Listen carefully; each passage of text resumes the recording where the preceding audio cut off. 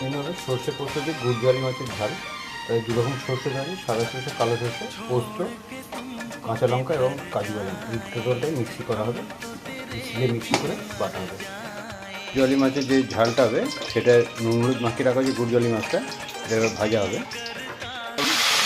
মাছগুলো ছাড়া আছে, গুড়জালি মাছগুলো ভাজার জন্য। এবার মাছটা তুলে নেওয়া হচ্ছে, হলুদটা দেওয়া হচ্ছে, কালো লঙ্কাটা দেওয়া হচ্ছে। তেলটা গরম হয়েছে, মাছগুলো দিয়ে দেওয়া হচ্ছে, মশলাটাও দিয়ে দেওয়া হচ্ছে।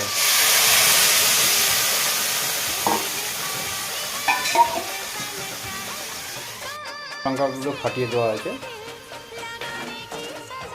লবণ দেওয়া হচ্ছে, লবণটা পরিমাণ মতো দেওয়া হলো, দইটাও দিয়ে দেওয়া হচ্ছে এর মধ্যে। দই দিয়ে গুড়জালি মাছের ঝাল এটা রেডি হয়ে গেছে। এটা আবার নামানো হচ্ছে। এরকমভাবে বানাবেন, আশা করি ভালো লাগবে।